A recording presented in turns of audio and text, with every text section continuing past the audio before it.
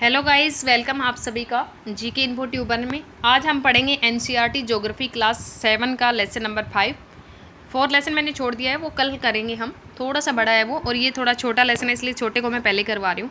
जल के बारे में पढ़ेंगे। जल किस किस रूप में हमारी पृथ्वी पे पाया जाता है, और जल का क्या रोल है, और कैसे कैसे जल काम करता है, वो सब हम देखेंगे। जल के बारे में सोचने पर आपके मस्तिष्क में कई चित्र बनते हैं। क्या क्या चित्र बनते होंगे? आप नदी के बारे में सोचते होंगे, जलप्रपात जो कल हमने पढ़ा था, वर्षा की रिमझिम, या अपने नल के जल के बारे में सोचने लगते हैं। बच्चे वर्षा से भरे गड्ढे में कागज़ की नाव तैयार करके बहुत खुश होते हैं। दोपहर तक गड्ढे में जमा जल है वो गायब हो जाता है। ऐसा क्यों होता है, हम कई बार सोचते हैं। और वो जल कहाँ चला जाता है? तो सूर्य के ताप के कारण जब सूर्य की गर्मी पड़ती है तो उससे जल वाष्पित हो जाता है, और ठंडा होने पर जलवाष्प वो संघनित होकर बादलों का रूप ले लेता है, और यहाँ से वर्षा हिम और सहिम वृष्टि के रूप में धरती या समुद्र के नीचे गिरता है। जिस प्रक्रम में जल लगातार अपने स्वरूप को बदलता रहता है, कभी वो वर्षा के रूप में गिरेगा, कभी स्नोफॉल होएगी, कभी बारिश होएगी, कभी ओले गिरेंगे, तो वो धरती पे गिरता है। तो अलग अलग रूप दिखाता है अपना, मतलब जल लगातार अपने स्वरूप को बदलता है। और महासागरों, वायुमंडल और धरती के बीच में ये चक्कर लगाता है। महासागरों के अंदर पानी चला जाएगा, वायुमंडल वायु में जैसे मतलब संघनित होकर के बादलों का रूप ले लेगा, धरती के बीच में मतलब धरती के ऊपर बारिश के रूप में गिरेगा। तो अलग अलग ये चक्कर लगाता है, तो उसी को हम क्या बोलेंगे? जल चक्र बोलते हैं। हमारी पृथ्वी वो थलशाला के समान है। थलशाला वही जिसके अंदर हम पौधे लगा देते हैं, छोटे बड़े पौधे बीच में लगाए, छोटे पौधे साइडों में लगाए, उसको बंद कर दिया, ऐसे करके थलशाला के समान है। जो जल शताब्दियों पूर्व उपस्थित है वो आज भी मौजूद है। और जिस जल का प्रयोग आज हम हरियाणा के खेत में सिंचाई के रूप में कर रहे हैं, हो सकता है कि वह सैकड़ों वर्ष पहले अमेजन नदी में बहता हो। तो जल है वो कहाँ से कहाँ पहुँच जाता है, कुछ पता नहीं चलता। लवण जल के मुख्य स्रोत हैं नदी, ताल, सोते हुए हिमनद, महासागर एवं समुद्रों का जल लवणीय अधिकांश होता है, और इसमें अधिकांश नमक है, सोडियम क्लोराइड या खाने में उपयोग किया जाने वाला नमक होता है, इसलिए अलवणीय होता है। उसके बाद हम जल का वितरण की बात करेंगे। और लवणता कैसे मापी जाती है? 1000 ग्राम जो जल होता है उसमें क्या होता है, मौजूद नमक की मात्रा होती है वो औसतन महासागर की औसत लवणता है वो 35 भाग प्रति 1000 ग्राम होती है। तो हम सभी जानते हैं कि पृथ्वी की सतह पे 3/4 भाग है वो जल से ढका हुआ है पृथ्वी का। और यदि धरती पर थल की अपेक्षा जल अधिक है तो अनेक देशों में जल की कमी का सामना क्यों करना पड़ता है? क्योंकि पीने योग्य पानी बहुत कम है, और जो पानी है वो अलवणीय नहीं है, लवणीय जल है, इसलिए हमें चाहिए अलवणीय जल। तो इसलिए हमें पीने योग्य पानी है वो कम पड़ जाता है। तो महासागरों के अंदर 97.3% जल है वो महासागरों में बर्फ छत्र के रूप में 2%, भूमिगत जल 0.68%, झीलों का अलवण जल 0.009%, मतलब बहुत ही कम जल अलवणीय जल है जो हमारे पीने के योग्य है। तो ये सब हमने देखा। कोई वायुमंडल में मिलता है, नदियों में मिलता है, समुद्रों में मिलता है, भूमिगत जल बर्फ़ के रूप में महासागरों में, ये कैसे कैसे मिलता है? तो इजराइल के मृत सागर में सबसे ज़्यादा लवणता 340 ग्राम प्रति लीटर लवणता होनी चाहिए। कितनी? 35। तैराक इसमें पल्लव कर सकते हैं क्योंकि नमक की अधिकता, ये क्वेश्चन सीटेट में आया था 2 साल पहले, मैंने देखा था पेपर। तो इजराइल में जो सबसे ज़्यादा लवणता कहते क्यों होती है, और तैराक इसमें पल्लव कर सकते हैं क्यों? क्योंकि नमक की अधिकता इसे सघन बना देती है, यही रीजन पूछा था इसका। और उसके बाद में आता है हमारा, जीवन के लिए जल है वो अत्यधिक आवश्यक है, और प्यासे होने पर केवल जल ही हमारी प्यास बुझा सकता है। ऐसे में आपको क्या ऐसा नहीं लगता कि लापरवाही से जल का उपयोग करने पर हम बहुमूल्य संसाधन को बर्बाद कर सकते हैं?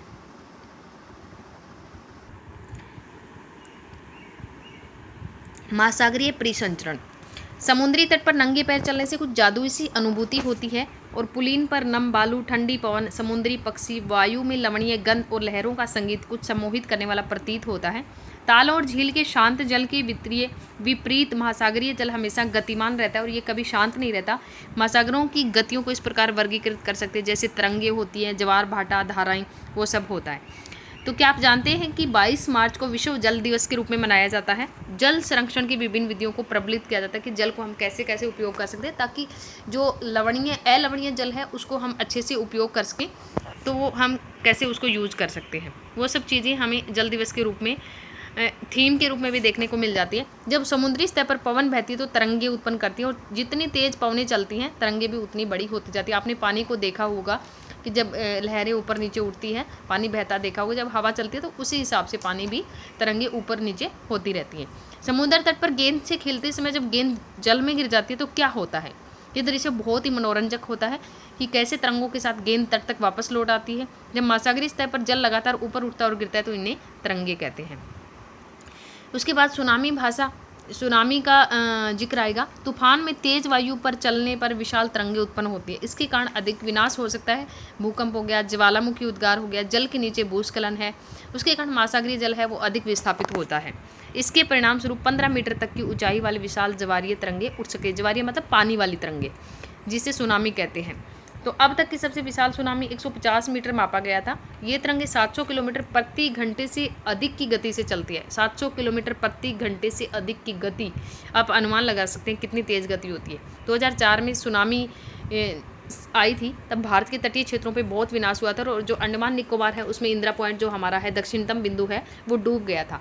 तो सुनामी है वो जापानी भाषा का एक शब्द है जिसका अर्थ होता है पोताश्रय तरंगे, क्योंकि सुनामी आने पर पोताश्रय नष्ट हो जाते हैं। तो ये उसी के बारे में ही दे रखा है सारा का सारा, सुनामी के बारे में ही कि कैसे कैसे नुकसान हुआ था। और ये ज़्यादातर सुनामी आती है प्रशांत महासागर में, लेकिन उस टाइम हिंद महासागर में आई थी। तो ये भी आपसे क्वेश्चन पूछा जा सकता है कि हिंद महासागर में आई थी सुनामी या प्रशांत में।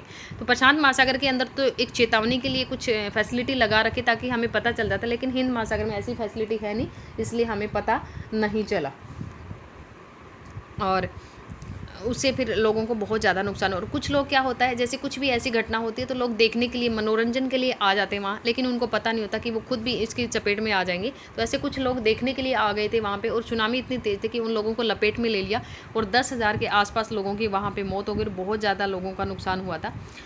तो यही है इस पैराग्राफ के अंदर, मैंने आपको इसका सार बता दिया। जवार भाटा क्या होता है? जवार होता है उठना और भाटा का मतलब बैठना, एक प्रकार से जैसे उठना और जल एक बार ऊपर उठता है और एक बार बैठता है। तो दिन में 2 बार नियम से महासागरीय जल का जवार उठना और गिरना जवार भाटा कहलाता है। इस सर्वाधिक ऊंचाई पर उठकर तट के एक बड़े हिस्से को डुबो देता है, उसे जवार कहते हैं। जब जल अपने निम्नतम स्तर पर आ जाता है तो तट से पीछे चला जाता है, उसे भाटा कहते हैं। उसके बाद में जवार भाटा 2 प्रकार के होते हैं, एक लघु जवार होता है, एक वृत्त जवार होता है। वृत्त जवार कब आता है? जब सूर्य, चंद्रमा और पृथ्वी तीनों एक सीध में होती है। और वो स्थिति कब बन सकती है? पूर्णिमा या अमावस्या को। और जब ये तीनों 90 डिग्री के अक्ष पे होते हैं, 90 डिग्री का कोण बनाते हैं जब ये तीनों, और तब क्या होता है? लघु जवार आता है। सप्तमी अष्टमी के आसपास होता है ये। तो सूर्य और चंद्रमा की शक्तिशाली, और जवार भाटा कई बार ये पूछ लिया जाता है क्यों आता है, तो सूर्य चंद्रमा के जो शक्तिशाली गुरुत्वाकर्षण बल के कारण आता है ये। और पृथ्वी की सतह पर जवार भाटे आते हैं जब पृथ्वी का जल चंद्रमा के निकट होता है, तब चंद्रमा के गुरुत्वाकर्षण बल से जल अभिकर्षित होता है, जिसके कारण उच्च जवार आते हैं। पूर्णिमा और अमावस्या के दिन में सूर्य, चंद्रमा और पृथ्वी तीनों एक सीध में होते हैं और इस समय सबसे उच्च जवार उठते हैं। इस जवार को वृत्त जवार कहते हैं। लेकिन जब चांद अपने प्रथम या अंतिम चतुर्थांश में होता है तो चांद और सूर्य का गुरुत्वाकर्षण बल विपरीत दिशाओं से महासागरीय जल पर पड़ता है और निम्न जवार आता है। ऐसे जवार को लघु जवार कहते हैं। उच्च जवार क्या होता है? कई बार ये क्वेश्चन भी आता है, उच्च जवार या लघु जवार, नौका संचालन में कौन सा जवार सहायक होता है? तो उच्च जवार होता है। उससे नौकाएं एकदम तेज गति से चलती हैं। ये जल स्तर को तट की ऊंचाई तक पहुंचाते हैं और इस जहाज को बंदरगाह तक पहुंचाने में सहायक होते हैं। उच्च जवार है वो मछली पकड़ने में भी मदद करते हैं, नौकायन में भी मदद करते हैं, बंदरगाह तक जहाज़ों को पहुंचाने में भी फायदा करते हैं। तो उच्च जवार के दौरान अनेक मछलियाँ हैं वो तट के निकट आ जाती है। इसके फलस्वरूप मछुआरे बिना कठिनाई के मछलियाँ पकड़ पाते हैं। और कुछ स्थानों पर जवार भाटे से होने वाले जल के उतार चढ़ाव का उपयोग है वो विद्युत उत्पन्न करने के लिए किया जाता है। उसके बाद में आता है महासागरीय धाराएं। महासागरीय धाराएं क्या होती हैं? महासागर के अंदर जो धाराएं उठती हैं, निश्चित दिशा में महासागरीय सतह पर नियमित रूप से बहने वाली जल की धाराएं होती है। महासागरीय धाराएं गर्म या ठंडी हो सकती है। सामान्यतः गर्म महासागरीय धाराएं भूमध्य रेखा के निकट उत्पन्न होती है क्योंकि वो गर्म एरिया है और ध्रुवों की ओर प्रभावित होती है। और ध्रुवों और उच्च अक्षांशों के आसपास जो होती है वो ठंडी होती है क्योंकि ध्रुव ठंडे होते हैं, बर्फ़ होती है वहाँ पे। तो ध्रुवों की ओर प्रभावित होती है और भूमध्य रेखा के आसपास की जो होती है वो गर्म होती हैं। ठंडी धाराएं ध्रुवों या उच्च अक्षांशों से उष्णकटिबंधीय निम्न अक्षांशों की ओर प्रवाहित होती है। जैसे लैब्राडोर है, ये लैब्राडोर महासागरीय धाराएं शीत जल धाराएं होती है। लैब्राडोर ठंडी है जबकि गल्फ स्ट्रीम है वो गर्म होती है। महासागरीय धाराएं किसी क्षेत्र के तापमान को प्रभावित करती है और गर्म धाराओं से स्थलीय सतह का तापमान है वो गर्म हो जाता है। जिस स्थान पर गर्म और शीत जल धाराएं मिलती हैं उस स्थान पर विश्व भर में सर्वोत्तम मत्स्य क्षेत्र माना जाता है। जापान के आसपास और उत्तर अमेरिका की पूर्वी तट इसके कुछ उदाहरण हैं। तो ये इंपॉर्टेंट पैराग्राफ है, इसको आपको ध्यान रखना है। लैब्राडोर ठंडी, गल्फ स्ट्रीम गर्म है, और भी काफ़ी सारी हैं गर्म और ठंडी, और इसके अंदर है ये सारी की सारी दे रखी है, कौन कौन सी ठंडी है, कौन कौन सी गर्म है, तो वो सारी इसके अंदर दे रखी है। जहाँ गर्म और ठंडी जलधाराएं मिलती है वहाँ कोहरे वाला मौसम बन जाता है और इसके फलस्वरूप नौका संचालन में बाधा उत्पन्न होती है।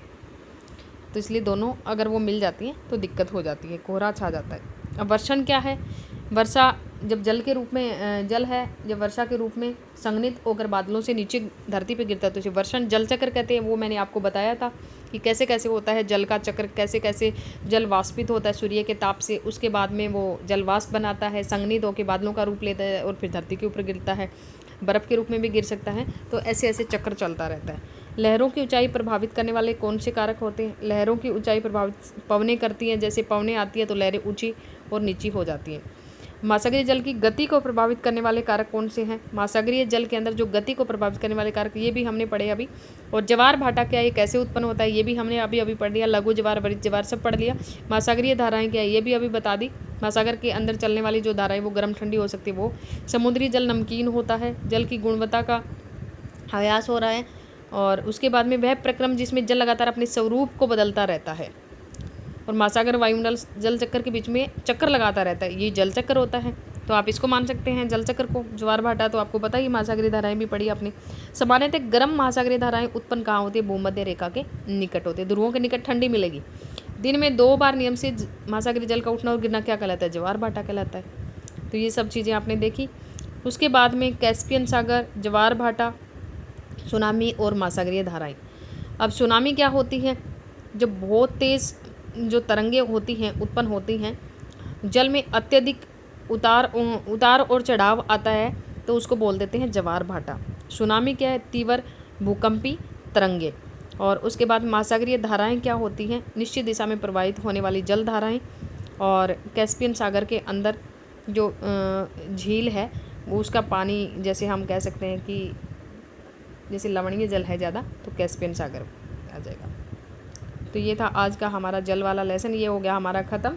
कल हम करेंगे वायु के बारे में, समताप मंडल, ओजोन मंडल, बाह्य मंडल, वो सब पढ़ेंगे। वो थोड़ा सा लंबा लेसन है, इसलिए आज मेरे पास थोड़ा सा टाइम कम था तो मैंने आज पहले ये करवा दिया। कल मैं वो करवाती हूँ आपको, तब तक आप इसके अच्छे से नोट्स वगैरह बना लेना। और जो चीज़ें थी बीच में जो पैराग्राफ दे रखे उनका मैंने एक सार आपको बता दिया, आपको पूरा पढ़ने की ज़रूरत नहीं है, सिर्फ उसके बारे में थोड़ा सा वो बता रखा है कि क्या कुछ हुआ था, कैसे हुआ था, वो सब चीज़ें मैंने आपको बता दी।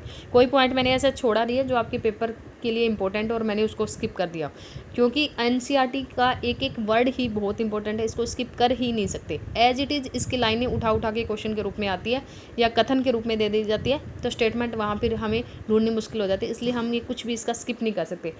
हालांकि पढ़ने में आपको बोरिंग लगती है लेकिन बहुत इंपॉर्टेंट बुक्स है, हर पेपर के लिए बहुत इंपॉर्टेंट है। आप किसी भी एग्जाम में चले जाइए, जहाँ भी जीके या स्टैटिक जीके आती है, जहाँ भी आपकी ज्योग्राफी आती है, हिस्ट्री आती है, पॉलिटी आती है, वो आपकी एनसीईआरटी की बुक से ही उठाते हैं। इवन आईएएस लेवल का पेपर है, वो लोग भी एनसीईआरटी पढ़े बिना पेपर को क्लियर नहीं कर सकते। इसलिए सबसे पहले आपको ये पढ़ना ज़रूरी है और आप मेरी बात मानेंगे और इसके नोट्स बनाएंगे और इसको बार बार रिवाइज करेंगे तो आपका कभी भी कोई भी क्वेश्चन ऐसा ज्योग्राफी, पॉलिटी और इसका हिस्ट्री का गलत नहीं होगा। इससे बाहर कोई क्वेश्चन नहीं, क्योंकि ऑथेंटिक बुक है ये। किसी राइटर की बुक से अगर पेपर बनाएंगे तो किस राइटर की बुक से बनाएंगे वो, लेकिन उनकी खुद की तैयार की हुई जो बुक है एनसीईआरटी की, वो अपनी बुक से पेपर बनाते हैं। लेकिन हम लोग इनको पढ़ के नहीं जाते, हम बड़ी बड़ी गाइडों के चक्कर में पड़ जाते हैं, हमारा बेस क्लियर नहीं होता, तो इस वजह से हम वहाँ पे गलती कर देते हैं। इसलिए प्लीज़ आप इनको पढ़ें और अपने अच्छे से नोट्स बनाएं। आज के लिए इतना ही, टेक केयर, बाय बाय। कल मिलते हैं नेक्स्ट वीडियो के साथ में।